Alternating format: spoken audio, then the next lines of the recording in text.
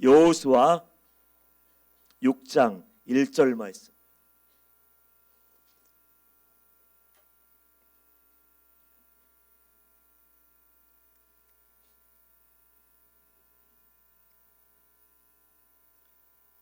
구약성경 여호수아 6장 1절 말씀 한 목소리로 합독을 하도록 하겠습니다. 시작. 이스라엘 자손들로 말미암아 여리고는 굳게 닫혔고 출입하는 자가 없더라. 아멘. 할렐루야. 이 시간도 주님이 함께 하시고 성령님의 안아주심의 은혜가 여러분에게 가득 채워지기를 주님의 이름으로 축복합니다. 말씀을 준비하면서 짤막한 재미있는 글을 보게 됐는데 제가 얼마나 혼자 웃었는지 모르겠어요. 호랑이 한 마리가 있었는데 어느 날 배가 고파서 사냥감을 찾으려고 어슬렁어슬렁거리며 이게 숲을 달리다가 앞에 깡총깡총 뛰어가는 토끼 한 마리를 발견하게 됐습니다. 이게 웬 거야? 입안에서 침이 흐르지 않겠습니까? 먹음직하니까 굶주린 터라 토끼 한 마리가 보여서 앞발을 들어서 움켜잡으려고 하는데 갑자기 그 순간 토끼가 싹 돌아보더래요. 토끼가 겁도 없이 딱 돌아보면서 눈으로 째려보면서 이거 놔 하면서 이거 놔 짜식아 배짱스럽게 얘기하니까 호랑이가 그만 위축이 되는지 두려워서 도망을 가버렸어요. 아니 이런 토끼가 있었네, 뭔가가 있을 거야 하면서 나름대로 생각하고서 이거나 짜식아 째려볼 때 무서워서 도망을 가버렸어요. 그 다음날 아무리 생각해도 체면이 말이 아니에요. 나 호랑이 맞아? 나 호랑인데 토끼 한 마리가 딱 째려보고 이거나 짜식아 했다고 내가 꼬리를 말고 도망쳐? 체면이 말이 아니에요. 오늘 무슨 일이 있어도 내가 무슨 일이 있어도 내가 만나면 내 이번에 기필코 잡아서 먹어야겠다 다짐하고 딱 갔는데 정말 토끼 한 마리가 앞에 또 뛰어가는 거예요. 그래서 이번만은 내가 놓치지 않을 거야 하고서 또 발을 들어서 딱 움켜쥐려고 하는데 토끼가 또 돌아서는 거예요. 또 돌아서면서 째려보면서 호랑이에게 이렇게 얘기하더랍니다. 어제 그 토끼가 바로 나야. 너 왜 그래? 그래서 이거 어제 그 토끼구나. 나 그러면 안 되지. 본인도 모르게 자기도 모르게 도망을 쳤어요. 또 돌아와서 보니까 이거 말이 아니 이거 정말 내가 밀림의 제왕이고 숲의 왕인데 토끼 한 마리에 간담이 흔들리다니 이러면 안 되지 하고 배고파 죽겠는데 내가 먹어야 돼. 그 다음날 굳은 결심을 하고 또 먹이를 찾아다니는데 이게 왜 이리지? 토끼들만 보이는 거예요. 이번에 토끼 여러 마리가 딱 모여 있는데 호랑이가 이제 기선제압을 하기 위해서 으르렁거리기 시작했어요. 호랑이가 한번 으르렁거리면 수십 킬로 반경에 있는 짐승들이 다 두려워 떨고 도망친다고 하잖아요. 그래서 기선제압을 하기 위해서 으르렁거리며 포효했는데 꿈쩍도 하지 않는 거예요, 토끼들이. 그래서 너무 놀라서 아니 토끼들이 왜 꿈쩍도 안 하지 하고 힘있게 앞발로 한번 후려치려고 딱 하는데 이번엔 단체로 토끼들이 고개를 싹 돌리는 거예요. 그러면서 그러는 거야. 짜식아 소문 다 났어. 씩 웃으면서 소문 다 났어. 너 그때 그 토끼 그 호랑이지. 그래서 그만 또 그 기세에 눌렸는지 또 체면도 불구하고 도망쳐 나왔다는 그 얘기를 읽으면서 제가 얼마나 웃었는지 몰라요. 이 시대를 살아가고 있는 절망하며 고통 중에 빠져 있는 우리 사람들 성도들의 모습이 어쩌면 이렇겠다. 왜냐하면 우리는 하나님의 형상대로 지음받은 하나님의 자녀임을 믿습니다.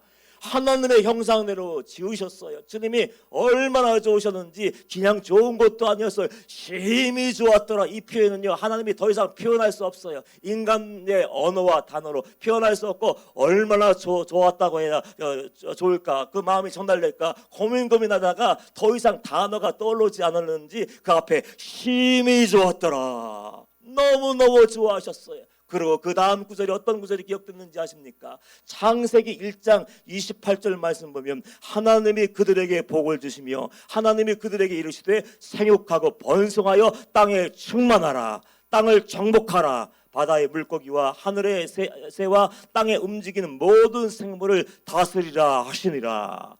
어마어마한 능력과 권세를 우리에게 주셨다는 거예요. 이 땅에 있는 모든 것은 너에게 다 주니까 너희를 정복하고 다스려라.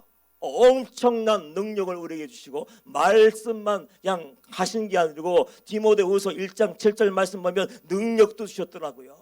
야, 너희들 째째하게 비굴하게 살지 마. 사건 때문에, 문제 때문에, 사람 때문에, 사람의 말 한마디 때문에 마음이 녹아버리고 간남이 서늘해지고 벌벌벌 떨면서 밀려다니고 쫓겨다니고 패잔병이 돼서 마귀의 노예, 죄의 종이 되어서는 절대 안 된다. 그러면서 정복하는 게 너희들의 사명이야 하면서 능력도 주셨어요. 하나님이 우리에게 주신 것은 두려워하는 마음이 아니요. 두려운 마음이 아니야. 난 너희들에게 두려운 마음을 주지 않았어. 염려와 걱정을 주지 않았어. 후회와 신세 한탄하라고 하는 그 생각을 넣어준 적이 없고 그 다음에 오직 능력과 사랑과 절제하는 마음이니 뭘 주셨어요? 야, 너희들 명심해. 너희는 하나님의 아들이고 하나님의 딸이야. 너를 세상에서 마귀가 흔든다고 흔들리면 되겠냐? 이단들이 흔든다고 흔들리면 되겠냐? 사람들이 한마디 한다고 그냥 마음이 깨져버리고 무너져서 벌벌벌 떨면 되냐? 그건 안 돼. 난 이미 너희들에게 권한을 주었고 능력을 부어줬으니까 너희는 이 땅에 살면서 하나님의 나라, 하나님의 왕국을 당당하게 세워가고 이루어가고 너희들이 그 은혜를 누려라. 이렇게 말씀을 하셨어요. 그런데 많은 사람들이 어떻게 삽니까? 하나님의 형상대로 지음받은 인간들이 세상에 갇혀버렸어. 세상 가치관에 무너져 버렸어. 세상 문화가 물밀듯이 교회 안으로 싹 들어와서 교회는 타락의 정점을 달리고 있어요. 그래서 소망을 잃어버리고 패배주의에 빠져서 이만큼 아무것도 아닌 문제들, 피식 웃음이 나오지 않습니까? 울고불고 했던 일들 가만히 지나보니까 다 풀리고 해결되었고 너끈하게 이겼어요. 이거 아무것도 아니었는데 왜 내가 그때 울고불고 막 눈물 쥐어짜고 원망하고 불평하고 신세한탄하며 살았는가? 웃음이 나오는 그 일들 많지 않습니까?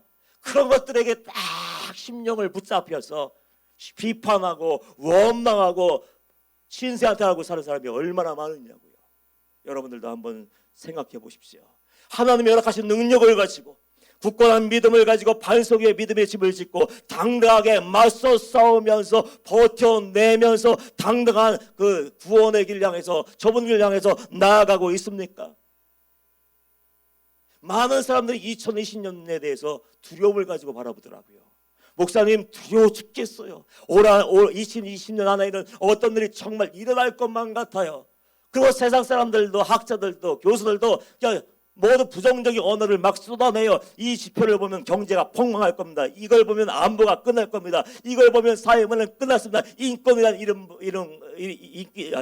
이름 하에 완전히 인간성을 상실해버린 시대가 이 시대입니다. 하나님을 두려워하지 않는 세대, 모든 죄를 용납하는 세대가 되었습니다. 어떤 분은 이제 교회도 대안이 안 된대요. 기독교도 대안이 안 된대요. 왜요? 구별되는 것이 없으니까. 유일한 소망 최후의 보로가 거룩한 성도들이 모여 예배하는 교회가 되어야 되는데 똑같아요. 세상 사람들과 우리가 다른 것이 있다면 구별이지 않습니까? 세상 사람들이 죄를 지으면 아니오라고 얘기할 수 있어야 되고 거절할 것은 거절하며 사람들이 원망하고 불평하고 싸우고 시기하고 질투하고 거짓말하고 속이고 싸움박질 하든 말든 우리만은 하나님의 사람답게 딱 살자. 그랬다면 소망이 있을 텐데 악이 온 세상에 가득하고요. 교회에도 가득 채워주셔서 이제 교회가 자정 능력을 상실해버리는 이 세대가 되었다고 얘기하면서 유일한 대안은 주님이 오셔서 재림하셔서 심판하실 것 외에는 소망이 없다고 얘기하더라고요. 한 성도는 목사님 믿음으로 사는 것이 얼마나 옳은지 모르겠어요. 적당히 타협하고 직장생활하면서 술도 마셔야 되고 눈 감아줘야 되고 그들과 어울려서 좀 나쁜 짓도 조금 해야 사는데 그걸 안 하면 정말 살 수가 없고 버틸 수가 없고 왕따를 당해서 숨을 쉬고 거기서 함께 있을 수가 없다고 얘기하더라고요. 그래서 어쩔 수 없이 나도 모르게 적당히 타협하고 적당히 거룩하고 적당히 경건하고 적당한 믿음을 가지고 적당한 순종을 가지고 살고 있다고 얘기하더라고요. 결론적으로 얘기하면 이것은 사단에게 붙들린 증거예요. 사단에게 마음을 꽉 뺏겨서 영적인 메뚜기 의식, 메뚜기 콤플렉스에 꽉 사로잡혀서 나는 안 돼, 이길 수 없어, 나는 망해서 끝나서, 나는 행복할 수 없어, 나는 기쁠 수 없어, 나는 은혜 받을 수 없어, 나는 구원받을 수 없어, 나는 축복받을 수 없어. 그러면서 스스로를 비하하고 그 수렁에서 빠져서 허우적거리고 있는 거예요. 여러분, 성도의 승리의 비결은 세상의 어떤 환경이나 조건에 있는 것이 아님을 믿습니다. 우리가 이길 수 있는 능력은요, 믿음이에요. 믿음. 하나님이 딱 함께 하실 때 우리는 모든 것을 이길 수 있습니다. 그 권세와 능력을 우리에게 주셨는데, 여러분들이 그 위기 앞에서 믿음의 칼을 딱 빼고, 능력의 칼을 딱 빼고, 거룩의 칼을 딱 빼서 딱 와서 싸워서 승리해야 되는데 패잔병처럼 끌려다니고 있는 거예요. 절망만 하고, 언제 믿음을 가졌는지, 언제 예수를 믿었는지, 기도는 뭐라 했어요, 예배는 뭐라 드렸어요, 작전 기도는 왜 했습니까? 그때 위기 순간에 맞서 싸워서 이기려고 했는데 도대체 어떤 예배를 드렸길래, 어떤 기도를 했길래 그 결정적인 순간에 믿음이 산산조각 나버리고 신세한탄만 하고 있냐는 거예요. 주님이 그걸 보고서 얼마나 마음이 아프겠어요. 우리 인천 망주교회 성도님들은 메뚜기 콤플렉스를 찢어버리기를 축원합니다. 발로 차버리기 원합니다. 하나님의 내 편의 집을 믿습니다. 이 굳센 믿음을 가지고 흔들림이 없어야 돼요. 이 사실을 알려주기 위해서 하나님은 여호수아 6장을 통해서 우리에게 시청각 교육을 해주고 있는 거예요. 여리고 성은 어떤 성이었습니까? 한마디로 얘기하면 인간의 생각으로 소망 없음이요. 소망 없음. 가능성 제로. 아무리 두드려도, 아무리 때려도, 아무리 공격을 해도 뭐를 치웠자라고 인간적으로 막 꾀를 생각해내고 전력과 전술을 다 동원해도 어쩔 수 없는 성. 난공불락의 초롱성. 성서고학들이 발굴을 했는데 깜짝 놀랐대요. 그 성벽의 넓이가 8m나 됐네. 8m. 근데 8m 하나만 있는 것이 아니라 이중벽으로 또 8m가 또 있는 거예요. 그러니까 16m의 두께에 있는 거예요. 그러니까 그 위에다가 집을 짓고 살았지. 그 당시 어느 누구도 어떤 공성모기도 도저히 넘어뜨릴 수 없고 무너뜨릴 수 없는 성이 여리고 성이었다는 거예요. 자, 이스라엘 백성들이 요단강을 건넜어요. 겨우겨우 하나님의 은혜로 궁연하심으로 요단을 건너서 이제는 됐다. 이제 하나님이 허락하신 그 땅에 우리가 들어와서 요단을 넘어와서 이제는 장밋빛 인생이 내 앞에 펼쳐질 거야. 편안해야 되고 안락해야 되고 안정감을 들어야 되고 기쁨과 소망과 가지고 살아야지 하고 그 마음을 먹고 있는데 갑자기 막 여기 딱 믿음을 가지고 넘어왔더니 그 앞에 딱 버티고 있는 것이 뭐였어요? 여리고 성. 그걸 바라보면서 이스라엘 백성들의 마음이 어땠을까? 저는 오늘 1장 말씀을 계속 말씀을 준비해서 묵상하면서 이스라엘 자손들로 말미암아 여리고는 굳게 닫혔고 출입하는 자가 없더라. 서로 마주보고 있는 거예요. 다른 생각을 하고 있는 건데 이스라엘 백성들의 마음이 과연 어땠을까? 이제 고난이 끝난 줄 알았어. 이제 어려움이 다 통과한 줄 알았어. 이 더 이상 슬픔도 없고 고생도 없는 줄 알았더니 이게 이전에 보지도 못했던 어마어마한 성이 딱 버티고 있는데 우리는 소문은 막대기가 전부야. 비밀 병기도 없어. 신무구도 없어. 이걸 어떡하지? 이거 어떻게 뛰어넘지? 돌아가고 싶어도 돌아가면 배후를 칠 텐데, 뒤를 칠 텐데 우리 어떻게 이걸 넘어가지? 아마 그런 만감이 교체되는 그 생각을 가지고 물끄러미 바라보고 있을 때 하나님의 작전 명령이 하늘되고 이스라엘 백성들은 그 말씀에 의지해서 한 걸음 한 걸음 걸었을 때 위대한, 정말 누구도 경험하지 못했던 천무후무한 하나님의 큰 권능과 기적을 보게 되었어요. 결론이 뭔지 아십니까? 하나님의 우리와 함께 하시면 우리는 어떤 일을 당해도 승리할 수 있다는 거예요. 하나님이 이미 내 편이 되어 주셨습니다. 임마누엘 되신 예수님이 우리 곁에 계시지 않습니까? 내 안에 계시지 않습니까? 하나님이 내와 함께 계시는데 문제가 뭐예요? 내가 하나님의 편이 되지 않는 게 문제예요. 하나님은 나를 돕기 위해서, 나를 건지기 위해서, 살리기 위해서, 때로는 치유해 주시기 위해서 내 삶의 한복판에 딱 오셔서 좌정하고 계시는데 우리가 못 봐요. 뭘 바라보느라고요? 문제만 직시하는 거예요. 오, 나의 여리고성 못해. 오, 나의 초롱병 못해. 오, 이것 때문에 힘들어. 이것 때문에 고통스러워. 이것 때문에 나는 살 수가 없어. 행복할 수 없을 거야. 그 문제만 바라보느라고 그 삶의 자리에 오셔서 은혜 주시길 원하고 기적의 손으로 안수하시길 원하는 하나님의 능력을 바라보지 못하고 살아계심을 보지 못하는 것이 문제예요. 하나님 내 편이 되게 하려고 날마다 울부짖고 기도만 하지 마십시오. 제일 중요한 것이 있습니다. 하나님이 내 편이 되어서 하나님이 이끄시는 삶, 승리하는 삶, 성공하는 삶, 열매의 삶을 맺기를 원한다면 신앙의 기본으로 돌아가서 점검해야 돼요. 그게 뭔지 하면 나는 하나님을 정말로 믿고 있는가? 질문해 보십시오. 나는 정말로 하나님을 믿고 있는가? 입으로는 얼마든지 믿는다고 얘기할 수 있어요. 입으로는 주여 주여 얼마든지 떠들 수 있어요. 그런데 문제 앞에서 여지없이 내 믿음이 녹아내리고 있다면 그건 믿음이 아니라는 거예요. 믿음이 뭔지 아십니까? 신뢰라는 책이 있더라고요. 브레넌 매농이라는 사람이 신뢰라는 책을 썼는데 그 한 줄이 다야. 살 것도 없어요. 오래된 책인데 살 것도 없어요. 신뢰가 뭔지 아느냐? 거침없이 하나님께 나아가는 믿음의 발걸음.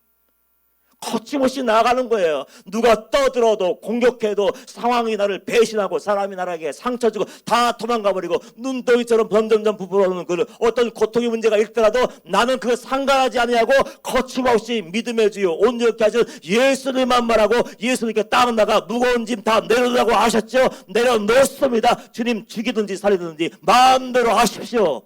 하나님의 저분만 기다리고 나는 하나님만 신뢰합니다. 이게 믿음이고 신뢰라고 정의를 내려놨어요.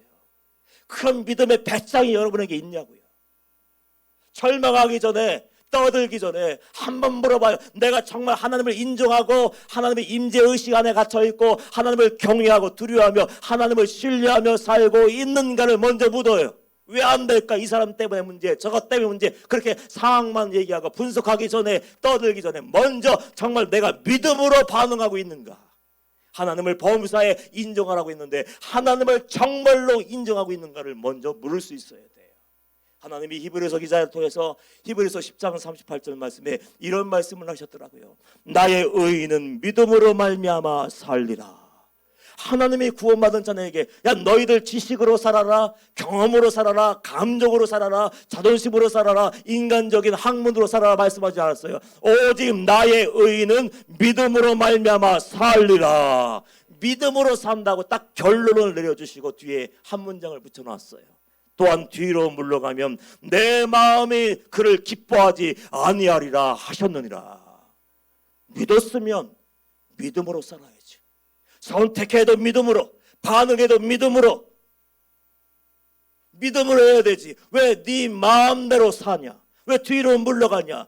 째째하게 비굴하게 왜 그렇게 사냐? 적당히 이것도 아니고 저것도 아니고 배전병이 되어서 좌로나 우로나 치시만 하는데 왜 양다리 걷히면서 믿는 것도 아니고 믿지 않는 것도 아니고 왜 봉사하는 것도 아니고 안 하는 것도 아니고 예배 드리는 것도 아니고 안 드리는 것도 아니고 그러면서 왜 그렇게 살고 있는 거예요? 나는 그 사람이 싫다고 지금 얘기하는 거예요. 너희들이 내 자녀이고 성도고 구원받은 백성이라면은 세상을 이길 수 있는 믿음을 가지고 모든 것을 극복해내기 말한다. 그것이 하나님 아버지의 마음임을 믿습니다.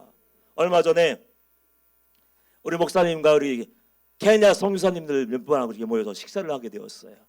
식사를 하는데 갑자기 목사님이 앞에 있는 저를 이렇게 가르치시면서 서울대 나오신 의대 나오신 분이요. 아주 유명한 의사였는데 하나님을 만나고 다 버리고 케냐에 가서 이게 의료 사업을 하는 선교사님이 계신데 그분에게 생뚱맞게 그런 얘기를 하셨다고요. 임 목사가 39살이라 거의 뭐 죽게 되었는데 말도 안 되게 그대로 일어나게 되었다 하면서 그 짧은 시간이지만 그 과정을 얘기해 줬어요. 그러니까 그 의사 선생님이 고개를 끄덕고 그러면서 아 그렇습니까 하더라고요. 비하인드 스토리가 있어요.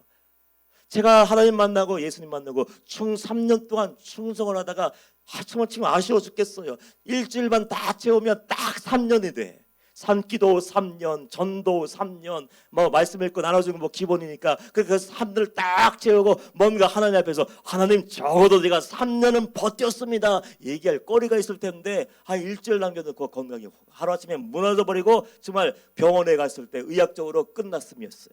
소망 없음.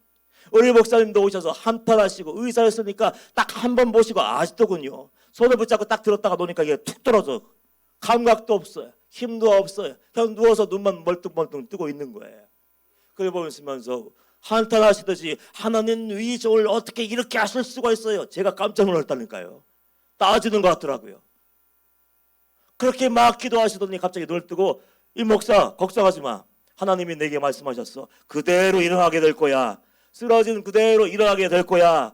그래서 내가 걱정하지 말고 하시더라고요. 그 다음에 이제 올라오셔서 아마 인천 방직교에서 말씀 전하시면서 그랬겠죠. 성도들에게 내가 사랑하는 종이 있는데 그 종이 예수님 만나고 충성하다 이렇게 됐는데 하나님이 살려주신다고 했다고 막 나는 그걸 믿는다고 선포하니까 반응들이 막 제각각에 어떤 분들은 아멘 할렐루야 믿음의 사람들은 주여 믿습니다는데 이성이 발달하고 인간적인 경험과 지식을 우선하는 사람들이 있는지 그 사람들이 갑자기 목사님에게 몰려들어서 얘기하기 시작. 목사님 다음엔 다시 그 얘기하지 마십시오. 임철 목사 끝났습니다. 이 목사님 끝나서 이게 어떻게 일어나요? 의사가 안 된다는데 어떻게 일어나요? 하면서 난리가 났어요. 다락방에서도 말씀을 증거하시는데 목사님 또 얘기하셨는데 한대 목사님 사랑하는 충성스러운 종들이 와서 얘기하는 거예요. 목사님 안 된다니까 이건 안 돼요. 끝났어. 이 목사님 끝나서 더 이상 얘기하면 목사님 망신당해요. 일어나지 않으면 어떻게 하실까요? 목회 끝나요 하면서 막 말렸다는 거예요. 그걸 본인 입으로 간증하더라고. 죄송하다고 하면서 난 정말로 안 믿었다고 끝난 줄 알았다고 그런 사연들이 많이 있었는데 정말 하나님은 살아계셨어요. 믿음으로 반응하는 거예요. 의사가 뭐라고 해도 세상 사람들이 내 경험으로 이건 소망이 없어 이건 끝나서 아무리 떠들어 여러분 인생의 마침표는 미안하지만 우리 것이 아니에요. 인생의 마침표는 내가 딱 찍는 것이 아니에요. 하나님의 주권임을 믿습니다. 하나님이 끝났다고 얘기하기 전까지는 소망이 있는 거예요. 그때까지 어떻게 됩니까? 그럼에도 불구하고 상황은 힘들게 하고 현실은 내가 죽어가고 어렵고 힘들지만 그럼에도 불구하고 믿음의 스위치를 켜고 하나님 내 모든 것 생사화복이 주님께 달려있으니까 모든 것을 주님께 맡겨드립니다. 주의 뜻대로 하옵소서 하고 하나님을 딱 구할 때 기적이 일어나게 되었고 이 자리에 서게 되었는 거고 하나님의 사심을 증거하게 되었어요. 믿음이 얼마나 큰 위력이 있는지 하나님을 정말로 하나님으로 인정할 수만 있다면 하나님을 하나님 되시게 하고 내 가정의 주인, 사업의 주인, 인생의 주인, 자녀의 주인, 모든 관계의 주인으로 영접하고 말로만 영접하는 게 아니라 정말로 왕으로 모셔드리고 그분께 내 길을 맡기면은 그분이 책임질 텐데 그걸 못하는 게 문제예요. 한성도님이 저에게 와서 11조 문제에 대해서 상의를 했어요. 우리 방적교회는 제가 헌금기도 안 해요. 헌금은 강조 안 해요. 여러분 11조 하십시오. 여러분 감사헌금 하십시오. 여러분 선교헌금 하십시오. 여러분 구제헌금 하십시오. 여러분 성탄절 설교 하십시오. 얘기 잘 안 해요. 왜냐하면 인천 방적교회 성도들은 얼마나 좋으신 분들이 믿음 좋으신 분들이 왔는지요. 얘기 안 해도 향유효과금을 깨. 우리 사랑의 바자회 하면서 주주감사헌금을 다 전액을 아프리카 고아들을 위해서 한번 살리는데 쓰자 하면 향유효과금을 깨요. 정말로 어떻게 그 성도가 그런 헌금을 했을까 할 정도로 어마어마하게 해서 헌금 내기 안 하는데 한 성도가 고민이 됐는지 목사님 물질이 바싹바싹 말라요. 영적인 가뭄이 문제가 아니고요. 난 육적인 가뭄 때문에 아주 살이 타는 것 같아요. 너무 힘들어요. 어려운데 아이들 학교도 보내야 되고 학원도 보내야 되고 모두 해야 되고 모두 해야 되는데 이럴 때 11조를 하나님께 드려야 됩니까? 하고 묻더라고요. 어떤 게 하나님의 뜻입니까? 제가 한마디로 이렇게 얘기했어요. 여러분 성도님 헌금은 어떤 것이든 간에 믿음으로 하는 거예요. 내가 믿음으로 결단하고 믿음으로 선택하고 즐거이 자원함으로 하나님께 드릴 때 하나님의 그 예물이라고 받으시고 은혜 주시죠. 믿음으로 해야 되니까 본인이 결정하고 결정하고 선택하십시오 하면서 성경 말씀이 나는 그대로 믿습니다. 하나님은 살아계신 분입니다. 믿음으로 예배드리고 믿음으로 기도하고 믿음으로 봉사하고 믿음으로 예물을 드릴 때 하나님은 그것을 받으시지 두려워하고 고민하고 계산기 두드리고 사람들이 알까 말까 이름은 썼나 안 썼나 그거 확인하고 그게 무슨 예물이고 그것이 무슨 예배고 그것이 어떤 기도가 되겠어요.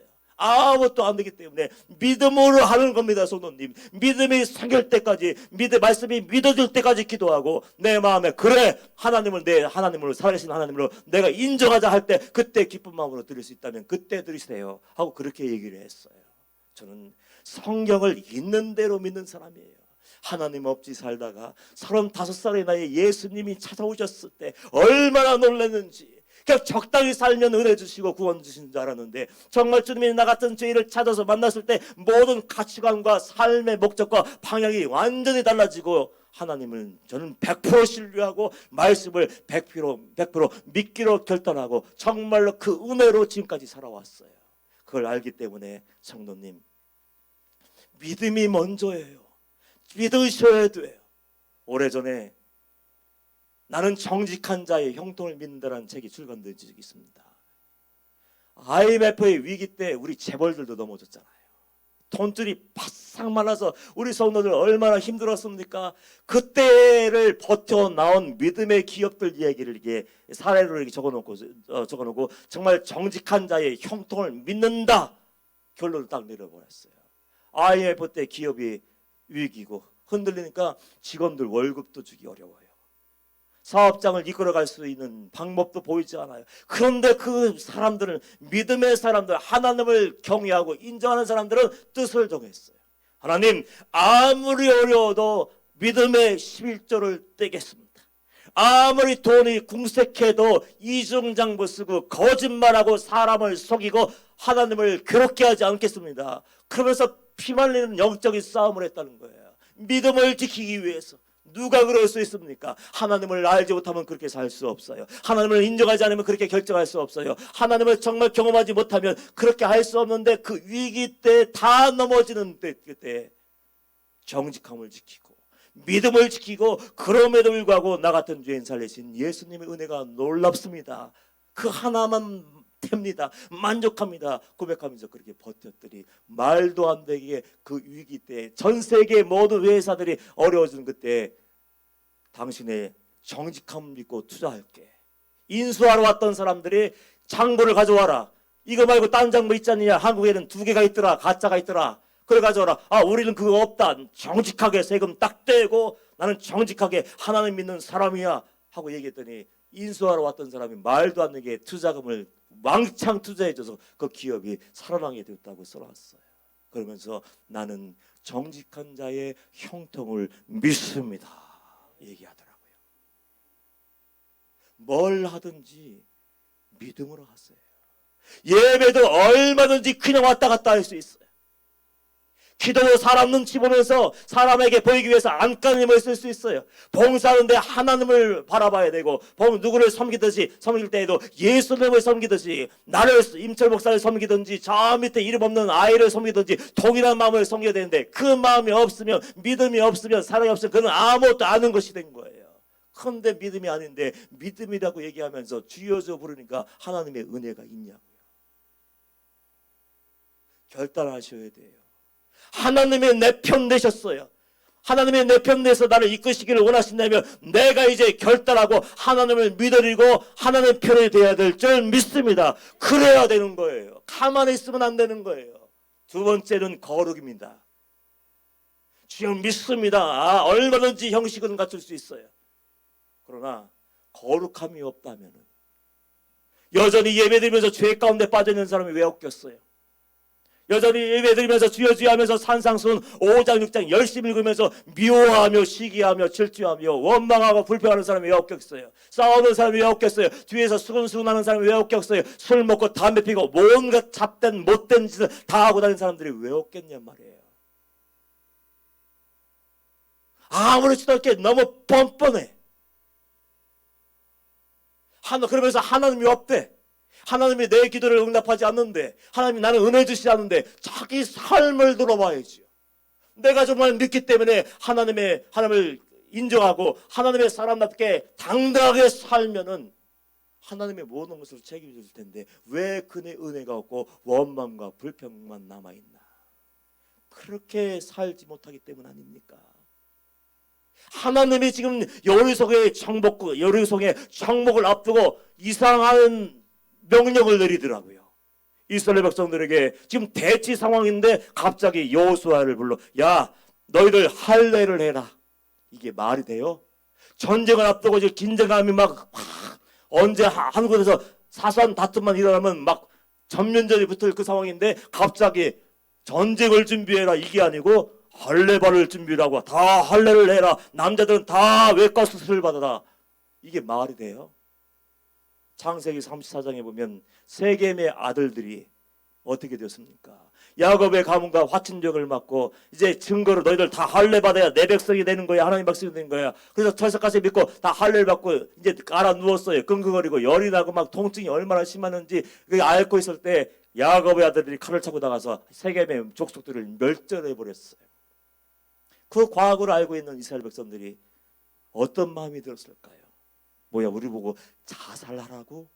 겨우 가나안 땅에 들어왔어. 겨우 돈을 벌었어. 겨우 성공을 했는데 이제 우리 보고 죽으려네. 근데 하나님의 뜻이 있었습니다. 할례는 단순히 살을 좀 떼어내는 것이 할례가 아니에요. 하나님의 할례를 다 거행한 다음에 이스라엘 백성들에게 뭐라고 하십니까? 여호수아 5장 9절 옆에니까 한번 보세요. 여호수아 5장 9절 말씀 보면 여호와께서 여호수아에게 이르시되 내가 오늘 애굽의 수치를 너에게서 떠나가게 하였다 하셨으므로 그 이름을 오늘까지 길갈이라 하느니라.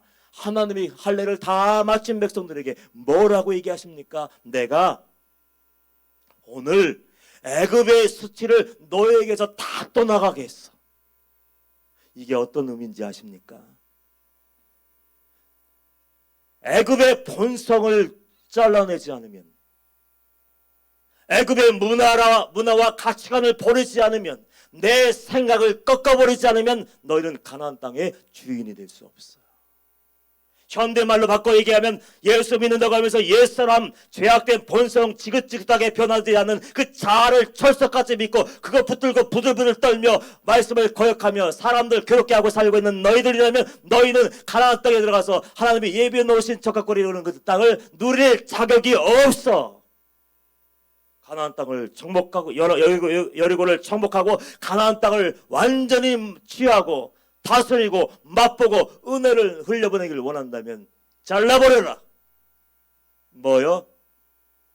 나의 옛사람, 지긋지긋하게 변화되지 않는 옛사람, 재롱이같이 꿈틀꿀 두아르며 그 현장에 가서 똑같이 움직이고 그 자리에 가면 똑같이 움직이고 그래서 나를 옛날 그 자리를 끌고 나가는 그 모든 것을 확 잘라버리지 않으면 그 땅은 너희 곳이 될 수 없어. 구원도 없어요. 천국도 없어요. 지금 그 얘기를 무섭게 얘기하는 거예요. 전쟁을 앞두고 목숨이 달려있는 그 위기 앞에서 할례를 명하라 그 얘기는 자격의 문제를 다루시는 거예요. 여러분들은 은혜 받을 준비가 되어 있습니까? 구원받을 자격이 준비되어 있습니까? 여러분 천국 갈 자격이 되어 있습니까? 응답받을 수 있어요? 여러분의 봉사가 하늘나라의 상급으로 쌓여질 수 있습니까? 준비되지 않은 사람은 잘라버려요. 살갗만 잘라내는 것이 아니라 마음을 잘라내야 돼요. 부끄러워도 아쉬워도 창피해도 자존심이 상하고 내 생각이 꺾어져 버려도 그를 잘라버리지 않으면 그 누구도 하나님 나라에 들어갈 수 없고 하나님의 은혜를 맛보아 알 수가 없는 거예요. 하나님을 믿고 거룩의 예식을 행하고 났을 때 하나님의 마지막 명령이 하달됩니다. 마지막 고비예요. 순종. 여러분들은 지금 순종의 테스트 앞에 놓여 있어요. 하나님의 말씀하실 때 그 말씀대로 온전하게 복종하며 100% 순종할 수 있는가? 나를 버리는 것이 어려워요. 내 생각을 버리는 것이 어려워요. 하나님의 마지막 작정 명령이 하달되는데 이게 말도 안 돼. 어린아이가 들어도 하나님이 싸우는데 돌라느뇨. 은밀하게 기습을 내도 될까 말까인데 소리를 내고 소리를 치고 나팔을 불고 이거 뭐예요 그냥. 돌에 맞아 죽으면 어떻게 해요? 활에 맞으면 죽으면 어떻게 할 거예요? 책임질 거야? 그런 상황이에요. 많은 사람들이 내 생각 앞에서 뒤로 물러가더라고요. 결국은 하나님이 말씀하셨습니다. 아니 성령이 말씀했습니다. 아니 성경에 기록되어 있습니다. 얘기해도 결국 내 생각에는 방북교회가 틀렸습니다. 내 생각에는 임철 목사가 틀렸습니다. 아니 내 생각에는 우리 교구장님이 틀렸습니다. 아니 내 생각에는 우리 속장님이 틀렸습니다. 내 생각에는 우리 전도사님들 부목사님들이 다 틀렸습니다. 내 생각을 버리지 못하고 말씀이 분명하게 기록되어 있음을 알면서도 내 감정이 충만한 그 심령을 가지고 상황을 보니까 정답이 틀린 거예요. 대다수의 사람들이 그렇게 살아요. 대다수의 사람들. 내 감정이 앞서면, 자존심이 앞서면 하나님도 없어요. 목사님도 없어요. 내가 기분 나쁘면 다 틀린 거예요. 이게 믿음이냐고. 하나님이 함께 하시겠냐고. 오래전에 마을의 닭방 개척할 때 박보 목사님 처음 올라오셔서 시작하는데 성도가 하나도 없었어요. 성도가 하나도 없는데 목사님 기도하다가 하나님 어떻게 마가의 닭방이 이렇게 무너졌습니까? 저에게 은혜를 주시면 제가 세우겠습니다 하고 목사님이 결단하셨는데 강사가 없으면 공주에 있는 임철 목사에게 전화하고 청양에 살고 있는 강태 목사님에게 전화해서 이거 때도 없이 불러요. 가까운 데 살지도 않는데 항상 그때나 지금이나 5분 대기야. 강사님들이 온다고 했으면 와야 되는데 안 오면 항상 불러요. 특히 언제 부른지 아세요? 빨간 날. 가족들하고 좀 쉴까 계획 잡아놨는데 마음에 좀 두려운 마음이 들어요. 안 해야 될까? 전화벨이 울려요. 안 받으려겠는데 봤더니 박보영 목사님이요. 여보세요? 올라와. 네. 꼭 빨간 날. 명절 때. 아무도 안 올 때. 그 올라와 보면 성도 2명, 3명 앉아 있는데 그냥 여기 방주교회 전도사 시키면 될 텐데. 그렇게 개척했는데 큰 정말 영적인 그런 고향과 같은 은혜의 자리가 되었어요. 그 개척 초기에 12시만 되면 올라와서 기도하는 사람들이 있었습니다. 부부가. 기도를 얼마나 열심히 하는지 목소리가 우렁차요. 그 남자분은 저 산에 올라가서 주여서 부르고 부인인 것 같은데 다락방 맨 뒤에 와서 기도하는데 기차 화통을 삶아 먹었어. 쭉 하면 산이 진동해. 그래서 그러니까 숙소에 들어가서 이제 피가 나면 지치려고 누우려고 하는데 갑자기 12시에 쭉 해봐요. 저는 예민하거든요. 깜짝 놀라서 누가 왔나 막 귀신이 쫓아왔나? 그래서 깜짝 놀라요. 그래서 누가 이 밤에 지금 목이 터져라 기도하나 기특한 마음도 들어서 내가 보면 꼭 그 자리에 그분이 앉아서 기도하고 있었어요. 그래서 마음에 어떤 사연이 있길래 저렇게 열심히 기도하나 하나님이 함께 해주시겠지 그런 생각 갖고 있다가 어느 날 목사님과 대화를 하면서 그분 아시나요? 목사님 알지. 12시만 되면 한 놈은 올라가서 있고 한 놈은 내려가서 있고 목이 터져라고 외치고 방언 기도하는데 이게 뭐라 하는지 모르겠는데 목이 터져 하여튼. 그래서 제가 물었어요. 목사님 하나님이 함께 하시지 않겠습니다. 그렇게 목숨 걸고 비가 오나 눈이 오나 올라오는데 하나님의 은혜가 부어지겠다 했더니 목사님 찌찌하시더라고요. 아니. 너무 놀라서 그렇게 목숨을 걸고 기도하던데 왜 은혜가 없습니까? 나중에 알았는데 목회하는 분이야. 한 분은 목사님이고 한 분은 사모님인데 은혜가 부어지지 않는데 왜 그렇습니까? 하고 물었더니 이유가 있지. 이유가 있어. 그러면서 혀를 쩌쩌 하는 거예요. 이유가 있어. 그 이유가 뭔지 다른 거 아니었어. 기도는 목숨 걸고 해. 목이 터져라고 소리 높여 기도는 하는데 삶이 바뀌지 않는 거야. 집에 돌아가서는 부부싸움 하면 집어 던지고 욕을 해대고 그래 성도가 한 명이라도 남아있냐고. 성도가 목사와의 신뢰가 금이 갔는데 그 교회야 남아있겠냐고. 그러면서 삶이 바뀌지 않고 하나님을 정말 두려워하고 기도 열심히 했다면 하나님 오늘은 내가 참을게요. 지긋지긋한 옆에 내라도 내가 대고 살게요. 반대로도 지긋지긋하지만 내가 사랑으로 섬길게요 하면서 한 번 참고 또 참고 이겨내며 그렇지 나는 기분은 이렇고 자존심은 상하지만 마음은 상해봤지만 주님이 사랑하시는 종이지 자녀지 하면서 품어주고 이렇게 인내하며 살았다면 그 마음과 믿음과 소망과 청결한 삶을 살려고 애쓰는 모습 보시고 하늘 문을 여시고 부흥의 문을 여시고 성도를 보내주었을 텐데 기도만 하고 싸운다는 거예요. 주님의 이름을 부르고 싸운다는 거예요. 예배 잘 드리고 문 들고 나가서 다툰다는 거예요. 그러니까 말씀은 들었지만 말씀대로 순종하지 않는 거룩, 말씀에 순종하지 않은 믿음은 가짜, 사단이 준 가짜 꿀물 같은 부정물 같은 가짜 믿음이고 구원받을 수 없는 믿음이고 구원받을 수 없게 만드는 거예요.